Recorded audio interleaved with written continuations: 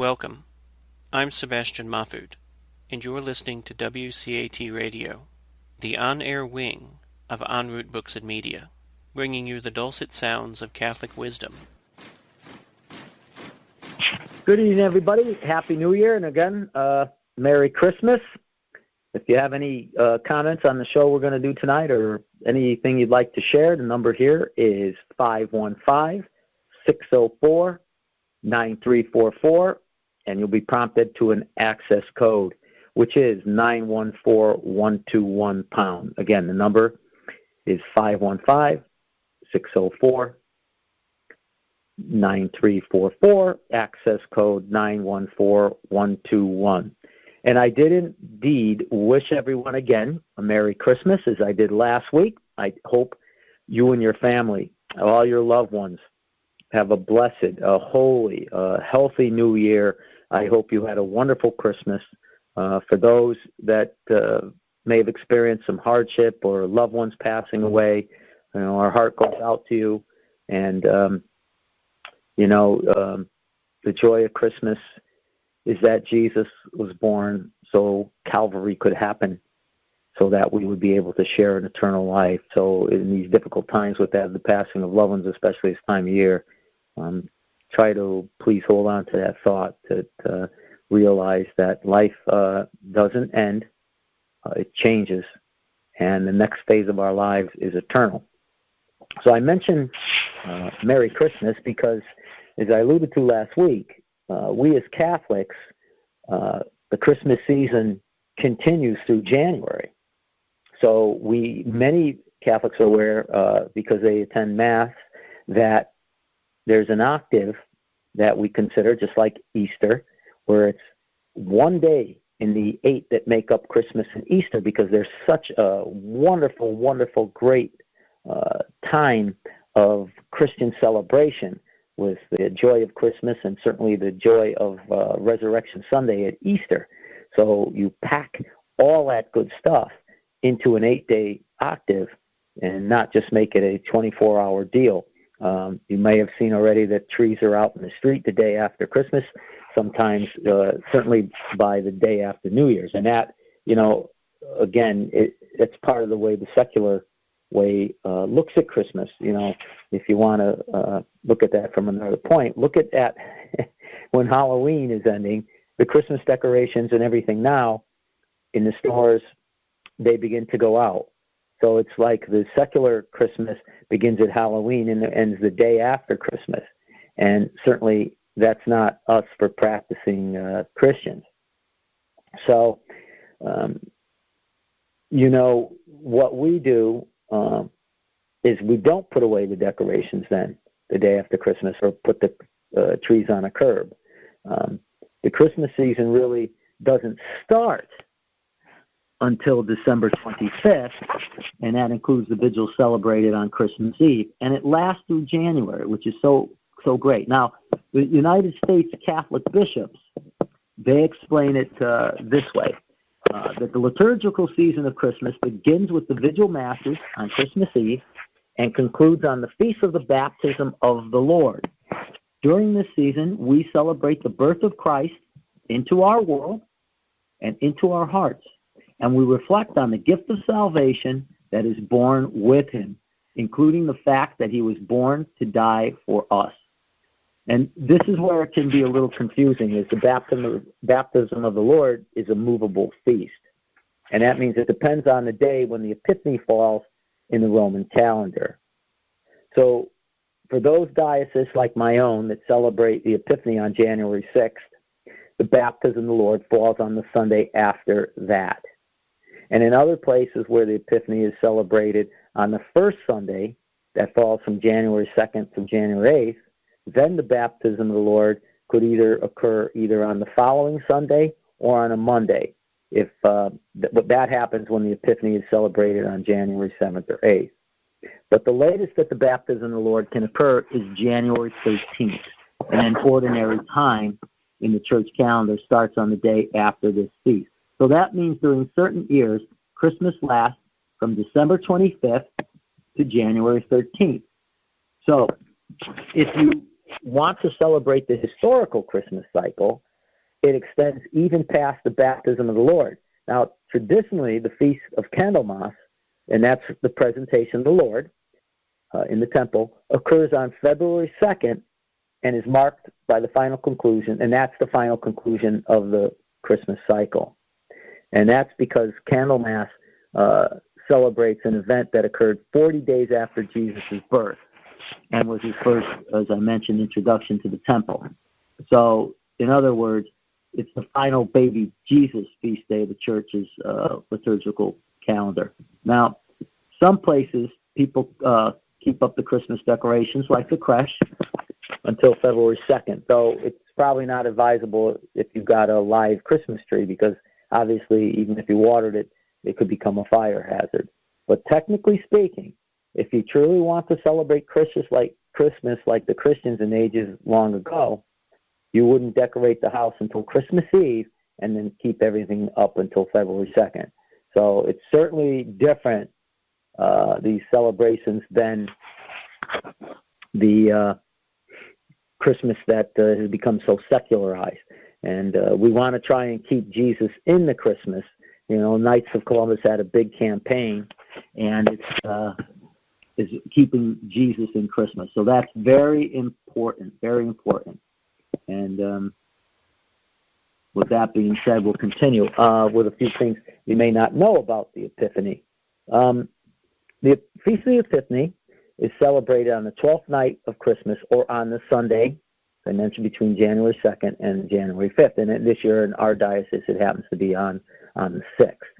So the feast itself of the Epiphany unites three events in the life of Christ when his divinity shines through his humanity. And those are the adoration of the Magi, the baptism of Christ in the Jordan, and the first miracle at the wedding feast of Cana, things we're all familiar with. And it's customary to replace the images of the shepherd in the manger scene at this time with the three Magi and their gifts. And on the morning of the Feast of Epiphany, some children wake up to see what gifts have been left by the Magi. So a little different take on the Christmas gift-giving there with the Epiphany. And at Mass, there's a blessing of the gold, frankincense, and myrrh, and Epiphany water, and after communion, a blessing of chalk. So these are some of the things that we continue to celebrate during this season. Now, when Mass is over, you take some of the blessed chalk, the frankincense, myrrh, and Epiphany water home with you. And when you go home, you sprinkle some of that Epiphany water in the rooms of your house to protect it and bring blessing. And there's a special prayer that you can say with that when you're doing that, if you so choose to like I mentioned, extend the season. So you can talk to your parish and see if they have the prayer. Go on the internet, and you'll be able to find it and do that prayer. If not, you can certainly be the leader and make up the prayers in your own home. Okay, so then next you can take the blessed chalk and first write the initials of the three wise men. And you connect this with crosses over the inside on your front door. Now, this is something, a tradition my wife and I have been doing. So you write the year, breaking up the numbers and the years so they fall on both sides of the initial. So if you can picture this, I know this is on the radio. This is the year 2019. So we would start over the door and take the chalk and write 20. And you can do this if you don't have chalk or don't do this and you want to do this anyway. And you can take a piece of masking tape if you don't want to mark up your doorways and use it, year after year. 2019, so you would put the 20, the 20, on the doorway, and then C for Casper, then a plus sign, M for Melchior, and then another plus sign, and B for Balthasar. And then after that would be the year that we're in now, 19. So it would be 20, C, plus M, plus B, and then 20. Okay, and that is very nice, and again, we're asking Jesus to protect our home and give us blessings. It's also popular to believe that the king's initials also stands for Christus Mansionem Benedictat. Christ bless this house. And you leave the markings there, and this is why I mentioned the masking tape. Another reason, if you want, to not leave that on the door or wash it off until Pentecost. So again, I just want to repeat that. So it would be 20 plus C plus M plus B, and then the year 19. Okay. Now, anyone who enters or re-enters the home for the first time at the blessing should step with their right foot across the threshold so as to start things off on, you guessed it, the right foot.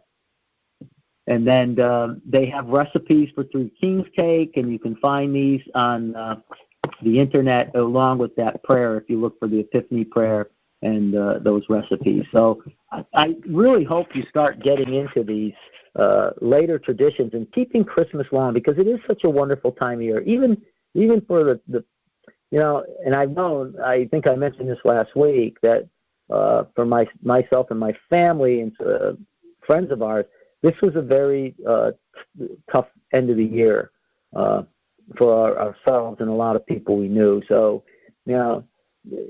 this is when we really have to, unite our sufferings and crosses with Jesus and try to remember that joy of Christmas. And as it turned out for ourselves and most people that we knew, it turned out to be a pretty good Christmas. Tough for some, like I mentioned, but they, they're pretty faithful people, and they kept plugging and made the best of what they could do, because, some of the people, their loved ones had passed away, and it's very difficult. But, this is what we want to try to do. We don't want to, become a secularized culture here and get swept up in it, and Christmas becomes just this time of gift giving and stress and another excuse to party. It's very difficult as a practicing Catholic Christian today to live. Not that it's ever been easy in today's society, but we have the Lord on our side, and with that we can accomplish anything, and we want to try and remember that and focus on that. And I want to share a Christmas story. This happened many years ago, and bring home how little things that we do that we don't know how they could impact and have a ripple effect on people in a positive way or a negative way. And that's why it's so important we be on our guide all the time and try to do what Christ asks us to do, and continue on that path. But there was a woman, and for those of us I don't remember the story now, but it was sort of like one of the what we used to call the five and dime stores. For those of us who are old enough to remember, there used to be stores like Woolworths and Grant's, and they had soda fountains, and it was an all-encompassing store, and they were really neat, really neat. But it was Christmas Eve, and the young lady that was a clerk at one of the stores was getting ready to clock out, because Christmas Eve the stores were going to close at 6 o'clock. And she had to get home. She was newly married, and she was making Christmas dinner and having the family over. She still had some things to do, and she thought, it had begun snowing a little bit, but it wasn't too bad yet. And she said, this will be great. I'll start to close up. I'll lock up at 6. I'll be out in the parking lot at about 5 after, and I'll be home by 6:30, and that'll give me plenty of time to touch up what I need to do for company. So 5 or 6, nobody's in the store. She's getting ready. She says, I can cash out and get out early. And the door opens, and you hear the little bell she heard signaling that somebody's in the store. And she looks, and it's an older woman, and she has a very beat-up coat, certainly not warm enough for that time of year. Her shoes have seen better days. She's got a beaten-down hat.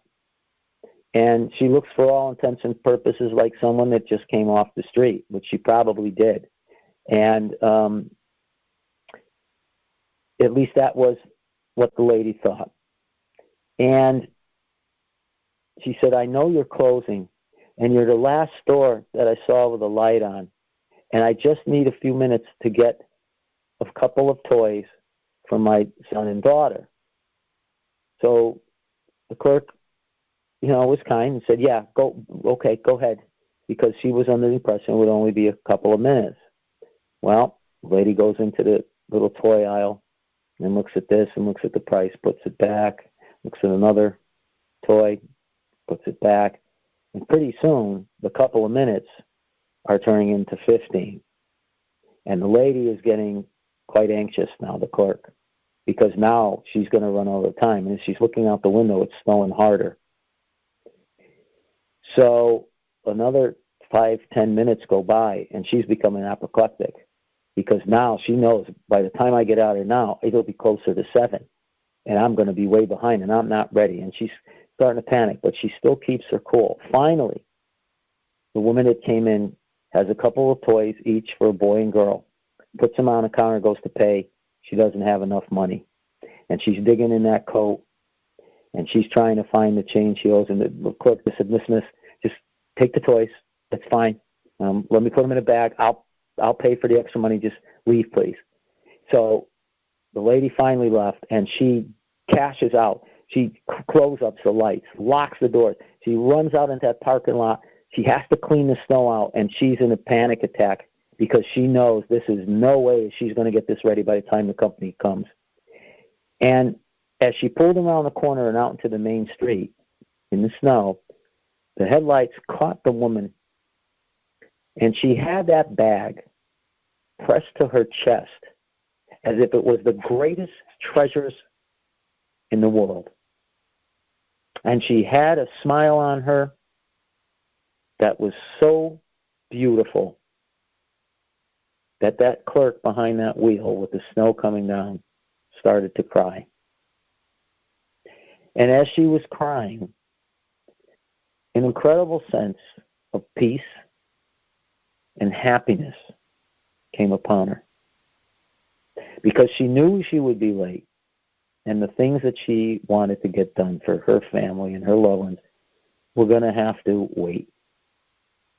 But at that moment, she realized that taking that little extra bit of time, not letting her stress and anxiety show upon that poor woman, who was now going to take these treasures home to her son and daughter, and in all likelihood, they were going to have, no matter where they lived, in a meager place, whatever it was, wherever it was, they were going to have a joyous Christmas. For if she had locked that door, or thrown the woman out, or told her she didn't have enough to complete the purchase, it wouldn't have been a joyous Christmas for those people. And she knew they were hurting and probably didn't have a lot of joy during the year. But because she did that and acted in a kind manner, she knew what the Christmas spirit was all about. And it didn't matter any longer, because I am sure that when that young lady got home and explained everything to everyone, that made their Christmas. And that's a true story. And it goes to show how that ripple effect works. And we need to really do that, because in the culture we live in now, many of us are pressed for time. And it's almost like you have to divvy out sections of the day or the hour or the minute to even your most closest loved ones and family members, because everything and everyone demands a piece of you. And it's important that we get caught up, as that young clerk did many years ago, in the Christmas spirit all year, where we don't let that stress and anxiety take hold and take it on someone else. And in the best of our abilities, to not lose our temper, because we don't know the ripple effect. As I mentioned, if that clerk had closed the door and shut that woman out, or didn't ask me and said, you don't have enough, put them back, there would have been nothing. The stores were closed. This was the last one open. This was her last chance. But the clerk showed mercy. In an age where there isn't a lot of mercy right now, we need to, as Catholic Christians, as human beings, as representatives and disciples of Christ, we need to give that mercy. Because we don't know the ripple effect. In that story, the ripple effect was on the positive. It ended up good. But we don't know. Like I said, again, I mentioned, if she had shut that woman out, the ripple effect would not have been good. And I'm sure the Christmas would have not been a joyous one, because it must be hard. We are so blessed here, many of us, listening to the program tonight in this country, that we have so much. And maybe it's hard for us to imagine people that don't have anything, or children that don't get gifts on Christmas. And we certainly see the need with Toys for Tots that the Marines do, and the many, many programs with feeding the hungry and the poor, and Knights of Columbus do the Kids for Coats after Thanksgiving. There is a great need, a need that we can help whatever way we can in our little way to alleviate that suffering that so many have. Because I'm sure you know, personally know, people during their childhoods, maybe they didn't have much, their parents, and they had very difficult Christmases where a gift was, not even on the playing field. So, we always want to remember that.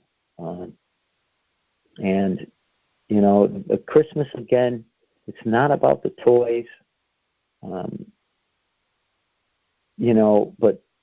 it's about that bond, that familial bond. We know families are very taxed these days. It's a blessing being a family, but we know it has challenges, right? Brothers and sisters, spouses, we all have disagreements. We all have rough patches. People don't feel heard, so what do? We yell. Kids test the limits, including, we do as adults sometimes. And we think, as kids do, that their parents treat them unfairly. Many times we think that we're being treated unfairly. And as we grow older, hopefully, we don't fight over, quote, toys as much and the things that bother us. But we know that life's still going to find a way to test that bond. Because even though we love each other, it does not mean that we don't push every last button and get on our nerves. Now, I mentioned all families face difficulties, especially today. The pressure on families is enormous. And the key is, how do we stay together? You've got almost a 50%. I've read some cases where it's 50% now, some where it's 52% divorce is the majority, and then others where it's 52 people stay married, 48% are divorced. Nonetheless, whatever those three figures I gave you, it's way too high. Way too high for divorce, especially just 30, 40, 50 years ago. And even more importantly than staying together is, how do we not only stay together but thrive and enjoy each other? And how can we grow together and make each other better? It's an incredible challenge in today's society. Now, we just celebrated this past Sunday the celebration of the Holy Family, Jesus, Mary, and Joseph. And that's a good Mass and a helpful reminder of the family that Jesus was born to on Christmas morning. And certainly, and I've mentioned this before in some other shows, the Holy Family had their challenges, right? They ended up with one of the toughest home birth stories of all time. But what happened after that? They quickly ended up fleeing to Egypt as refugees. Now, especially for those that travel to their loved ones this Christmas with small children, that's not easy, because that's stressful, and the kids cry. Now imagine that stress and danger of traveling in the country on a donkey with a screaming baby. And we also have to remember that Mary being with child when it came about, Joseph and Mary had a big misunderstanding that almost led to their engagement being called off. And then Joseph had the dream not to let that happen, but to take Mary as his wife, because Mary was a child because of the Holy Spirit. And Joseph learned, right, fast enough, that his future was going to be, to say in a word, unique. So the key here is that the Holy Family not only survived, but they thrived. And that lesson of the Holy Family can also help us, because what we need to do, and this is critical, and it's tough, is we need to give and deserve trust. And that's difficult if we've been burned. You know, when Peter asked the Lord, and he thought he was being kind of, great. How many times, Lord, do I have to give? It's like 7 times? And he thought he was quite, that was a magnificent gesture on his part. 7 times. Woo-hoo, look at me. How many times I can forgive? And, of course, we know that Jesus said, well, that kind of mixed up there, Pete. It's 70 times 7. It's got to be a lot of times. Your forgiveness has to be like mine, unlimited. So pass that forgiveness onward. And it's hard to do that when we've been hurt very badly. And the fact that we know our family members and they know us better than anyone makes it hard to trust, because we tend to show what? The worst side of our personality to those that's closest to us. Isn't that true or not? We can put on a persona on the outside and be kind to others on the outside, and to the closest we have a different side that maybe not be that best side we show. And that's very difficult. It's very difficult. It's like if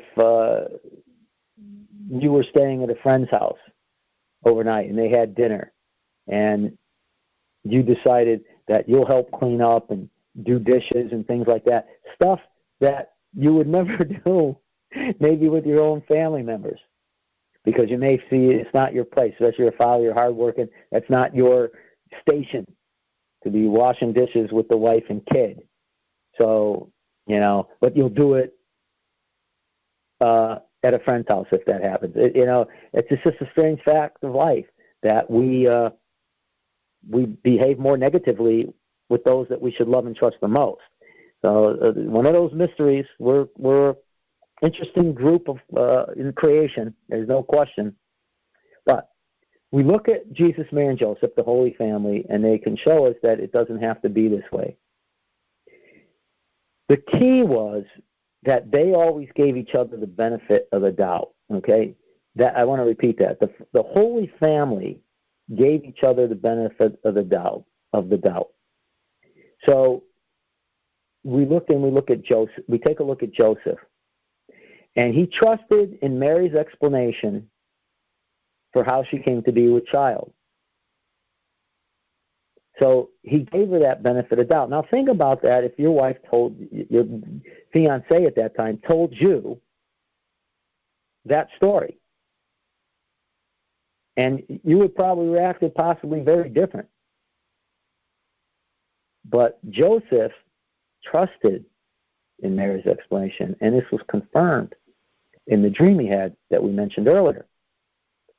And they had a calm reaction in finding Jesus lost in the temple. They didn't berate him. They didn't dress him down in front of all the people. They certainly felt anxiety, and they were worried.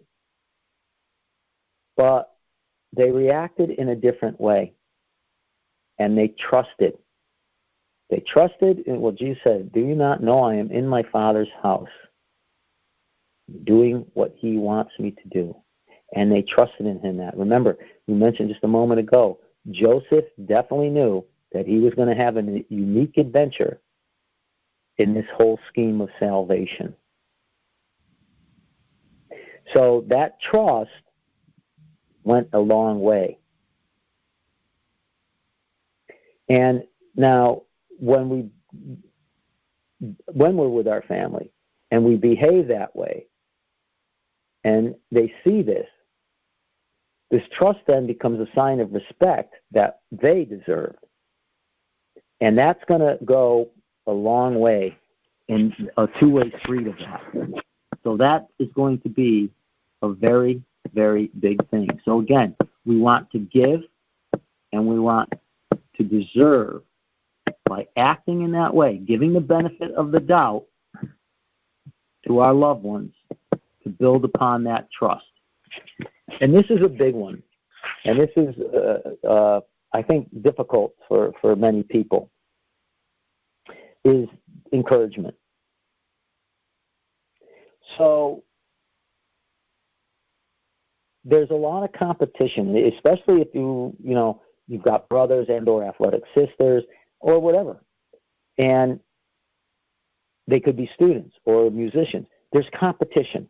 There's competition among families. And, really we've got to tone that down, and we've got to encourage each other. Even if one of our brothers, even if one of our sisters or the other spouse is better and attains more, success in the world's eyes than we do, we still need to encourage. Because, what's important is that we want the best for each other. And that's an important part of the family, because that's the safeguard. The world can beat us up in so many different ways and bring us to our knees, that the one place that we come home and shouldn't be beaten down, and it's, again, why we treat our loved ones much worse than some of the people that we have minimal contact with, is one of those mysteries why I do this. But we should try to do best maybe for 2019 and the years after, to make an effort to, and I'm certainly including myself in this big time, to encourage and not be as competitive and want the best for each member of our family. We look at the Blessed Virgin Mary. Okay, now she was God's, perfect creature. And she's an example of a mom who encouraged her son. And we know this because we can see this when Virgin Mary, at the miracle of the wedding at Cana, what does she do? She places her full confidence in him and even convinces the servants at the party to listen to him. And when we look at the stories of the Holy Family, we see that they're never jealous of each other. They're never fighting for attention. Jesus is never saying, look at me, or Joseph, look at my kid. Ho, ho, ho. You think your kid's good at something? Look at my boy. He's doggone God. That's important. So we want to encourage. So we develop and we give trust, we encourage. And these two words, as I mentioned with those statistics, whatever the figure is that's correct, the key is to always stay. In a family, the heroes are the ones who stay. It doesn't matter the argument, frustration, many disappointments, the tragedies, everything that goes with life. Because life is very times very, very messy. And a strong family never gives up on each other. And that's key. They just don't. They stay the course. As Christ talked about persevering in to be saved, here it is. to persevere. And it isn't easy, especially when so many things are up against the family today. And we need to get that percentage much, much higher on those families that stay, because it's very difficult. It's very difficult in this world with a mom and dad, with a family, a nuclear family that's trying to impart a faith of Christ and impart values and do all these things when so much is against that. It's very difficult. A society that wants to take that apart. And that's why we can never give up, because we just can't make that call. Only God knows what's in store for us. And we need to continue to stay the course. We see this in the Virgin Mary, most definitely. She's present at every moment in her son's life. She was there for the triumphs, but most assured for the tragedies. And we see that at the foot of the cross. And like Mary,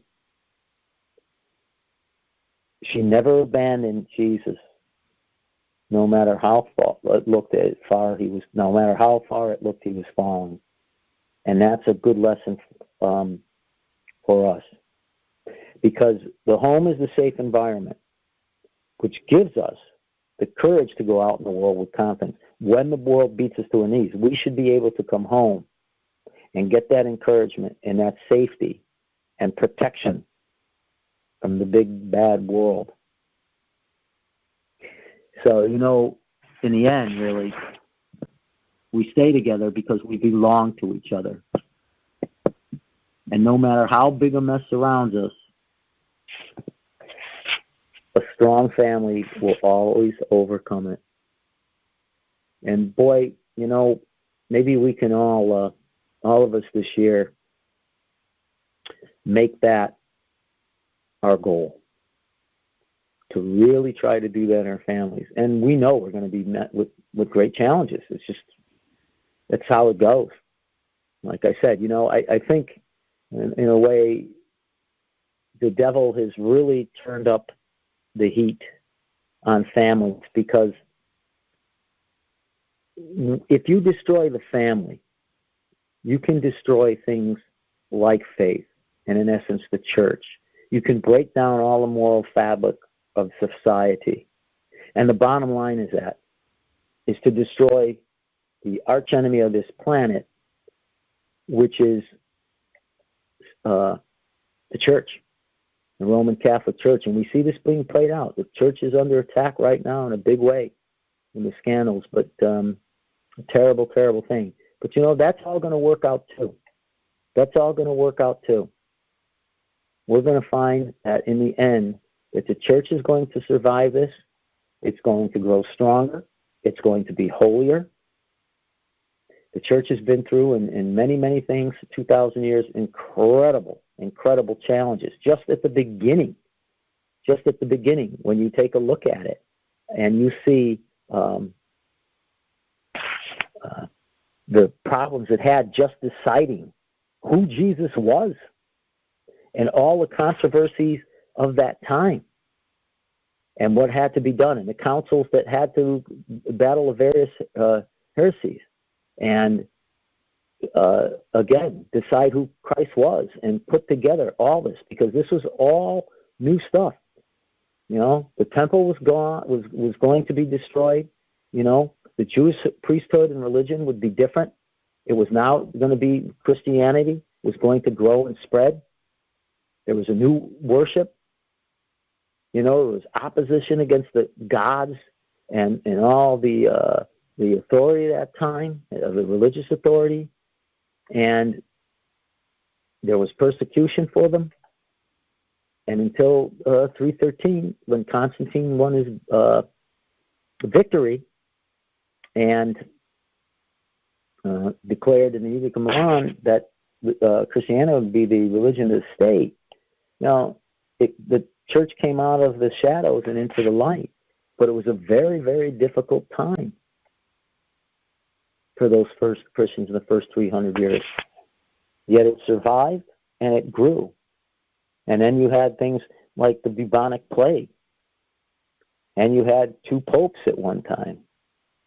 And you had secularism creeping in all over the place in the early centuries. And you had the fall of Rome and Western civilization, what became known as the Dark Ages. And just these incredible challenges throughout the church's history. And, of course, the Reformation. And yet, through each of these challenges, the church came through and had periods of great thriving. And this will happen again.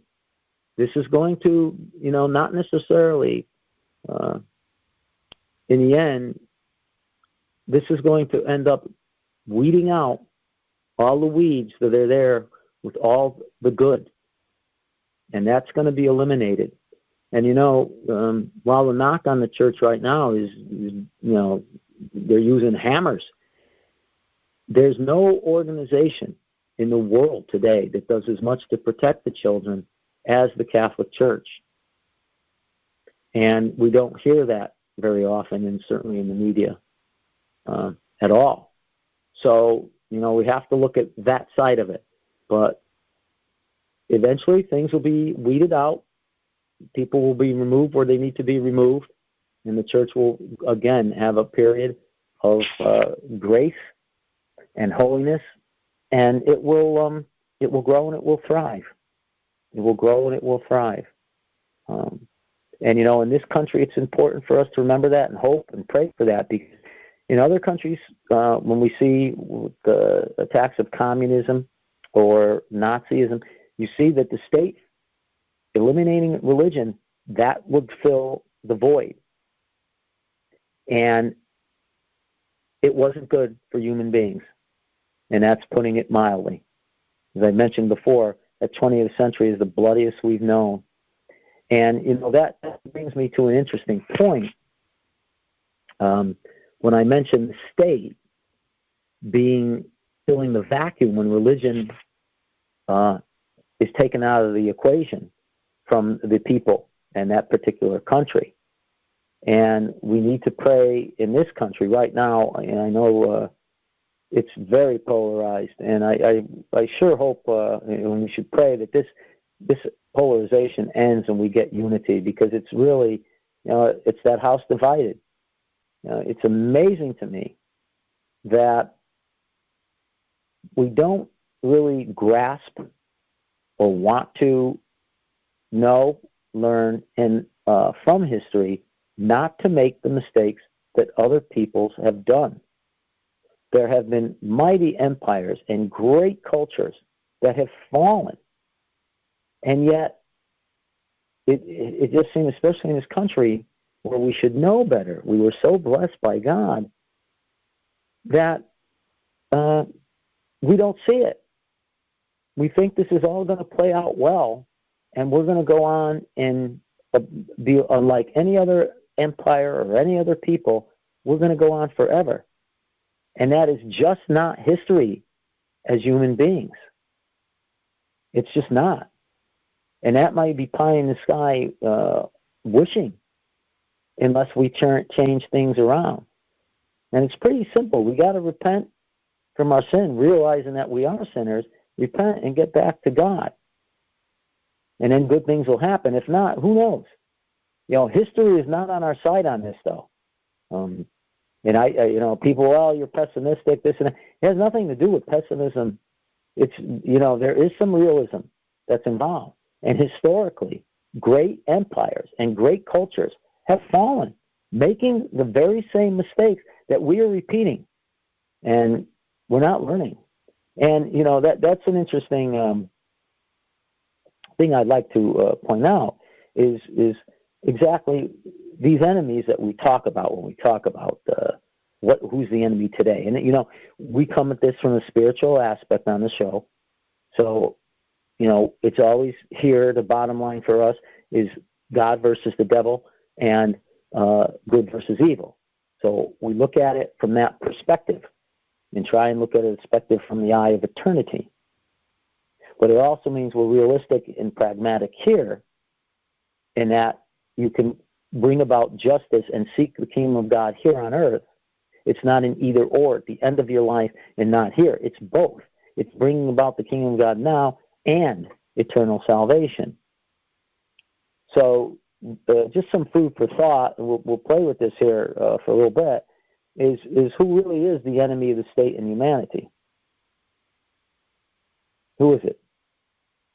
You know, I mentioned that the state fills the vacuum when religion is taken out. Make no mistake about it. If that happens here, we're going to go the way that those other countries and those people suffered.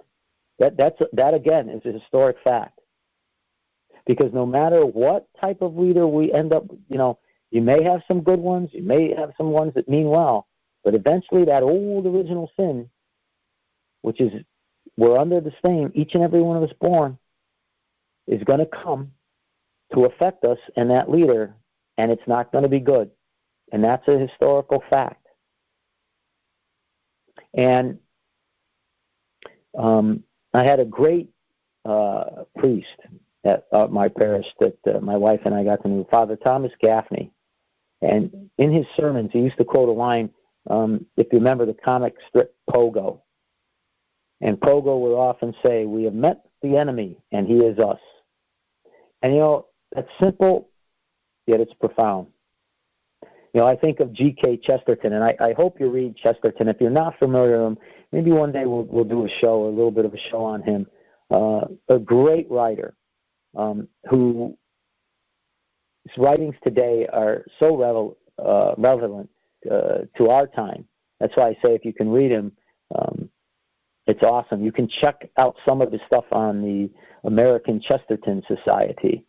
They have a website, and there's many books, biographies on him, but he's written many books, many poems, many essays.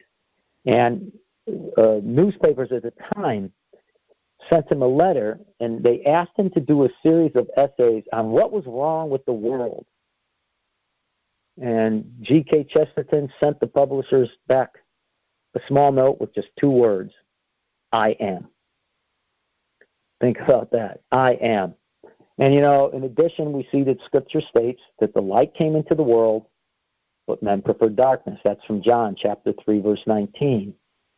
So when we ask and look at the enemy of the state and humanity, it's very easy today to create these boogeymen, if you would, of the state, the corporations, Donald Trump, the Democrats, the Republicans, and on it goes. But the true point is that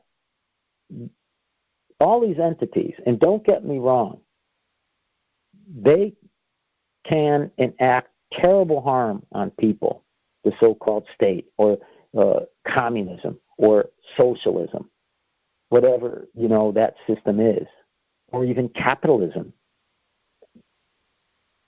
But they are not human beings themselves, these groups, these states, these corporations.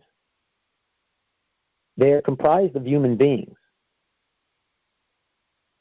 And when the human beings worship a false God and not the true God of Jesus Christ, and adhere to the principle of the false gods, whatever they be, whether it be money, power, lust, you name it, we're going to have trouble, because there's always this tension that exists between the true God and the false gods that we as human beings choose to worship. And that's especially true when it comes to our morality. Now, Jesus came, and his approach was a radical one. He opposed not only the Roman authority at that time, but the religious authorities at that time. And he wanted to take what was a top-down approach that those in power exert underneath them. Sadly, much of our history as human beings is that subjugation of the weak and the poor by the powerful. And he turned that on its head, and it was a bottom-up approach. So Jesus comes along, turns the tables, and gives dignity to those who are marginalized, gives hope to the poor, sight to the blind, and tells them it can't be where you in power lord it over those who are not, but to be servants of each other. And this, in essence, became a threat. Because not only was it a threat that the Jewish religion and the temple would be made obsolete if this new Jesus movement, if you will, takes over, but now Rome, the authority, may have a problem with this movement. And they can't allow this to happen, either group. And the answer was, Jesus has to be removed. Now, that's true in this tension that I mentioned. So whether it was Jesus, and we see this with St. Joan of Arc, that was going to change lift the yoke of the English on the French people. William Wallace is of Braveheart fame, that Mel Gibson movie made in the 90s, where he became famous trying to throw, again, the English yoke off the necks of the Scots. And these people had to, because they threatened the status quo, they had to be removed. Now, the enemy is not so much, in my opinion, a system of government to blame. As I mentioned, communism, capitalism, big corporation, whatever you want. But and again, these systems can take on a life of their own, where they certainly can enact terrible, unjust laws and carnage on people. But we have to remember that they, again, are comprised of human beings who are sinners who are responsible, and today we live in an age that we're trying to change that. We are responsible for our own choices and actions. So, again, my opinion is that when we create these systems, or the state, or this or that, it's easier to, or conspiracy theory, it's easier to hold accountable an impersonal entity rather than ourselves. Now, I bring this up because we're good at blaming. I mean, I mentioned, some of the things we could do this year to help with our families. One of the great weaknesses is, again, we blame each other. And, that started way back in the garden with Adam and Eve, right? Well, she got me to eat that apple, and it all started. Now, the bottom line is we're responsible for our own actions. When we choose actions that are based on following the true God, Jesus, it can't help but ruffle feathers of those who have chosen the path of not serving humanity but themselves. I mean, that's the tension. That's the conflict. So, during World War II, there was an Austrian man named Franz Jagerstattler, and he chose to be a conscientious objector because he refused to say that Germany was conducting a just war. He felt it was an unjust war. And Franz was a tough cookie. He was a fighter. He was no wimp. But he believed morally that his soul was endangered because it wasn't a just war. And many people, including the Catholic bishop at that time, tried to, dissuade him out of his decision because the Nazis were going to put him to death. There's no getting around it. They were trying to make a way out for him, but he would have had a compromise. And Franz would not compromise because he believed strongly, based on the teachings of the church, based on a vision that he saw, where he had a dream that there was great carnage and destruction, that with the church's teachings, what he believed in Christ, his vision, that this was the right thing to do. And he paid for it with his life because they did execute him. And it's interesting because and this was the moral choice he made, following Christ. And there was another man that was a fellow Austrian, and his name was Adolf Eichmann. And you probably do remember Adolf Eichmann because he was one of the chief orchestrators of the Holocaust. So here you have two different men from the same country going to make moral choices. One chose the true God, and he chose to take care of his soul, and the other chose one to serve the Reich for his own gain and at the horrific expense of fellow human beings. And that's what I mean about responsibility for actions. And we see then when human beings don't recognize this, and they let these entities, these states, these organizations, without a morality, begin to take on a life of their own, we're in trouble. But they're still comprised of human beings, and we have got to answer for that. We can't claim that these things created themselves out of nothing, because they were created by the moral decisions and actions and beliefs of human beings. And this is one of the reasons I believe that we are the enemy of both the state and humanity, because God has given us the grace to try to bring about an end to human misery and suffering, so we choose to follow his teaching and emulating his life. Yet many times, as human beings, we choose the low road, and because sin is social, it has the opposite effect and worsens the human condition. And, we can see this. How many times do we elect politicians based on what we can get out of it rather than seeking the higher moral law or good? So in essence, we create and we feed these systems, and we should blame no one but ourselves for the state we find ourselves in. And then choosing these false gods, that sets us up to a cycle of servitude in which we lose the freedom that we have been given by God. And that's where, if we don't start changing our act, so to speak, we can find ourselves. And it doesn't matter that this is America, we're Americans, we know better, because we're falling into the same pitfalls as the Old Testament Jewish people did, that middle-aged people, the people of the Middle Ages did, that times in all society, that the Romans did, that the Greeks did. And these cultures and these civilizations tend to fall. And I don't want to pick, because we're still celebrating Christmas, I don't want to end the show on a sober or hopeless note, because that's what the Christmas joy is, because all is certainly not lost. What is the answer? And this comes from G.K. Chesterton. It's the incarnation. What we learn in the incarnation is that Jesus was born for Calvary.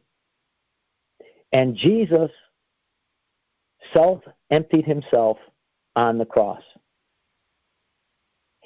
And in doing so, we have that capacity, if we empty ourselves, to change that human condition and bring about social justice. And it's just not human beings who will prevail, but all of creation will then invoke this proper stewardship, and all will be lifted up, not just the few in power. And we can then overcome our fears and begin to place our trust in God, overcoming the enemy of the state and humanity, which is ourselves. And as I mentioned, Mr. Franz Oberstadtler's life, there's a great example, because he was a great witness to ordinary people doing extraordinary things, especially for those that follow Christ. And that is the joy, and that's what our church will do, and that is our hope in this Christmas season, the hope of Jesus Christ, that babe born in a manger. Good night, and God bless. We hope you enjoyed the program and will join us back for another show on WCAT Radio. This is Sebastian Mahfood. Good day.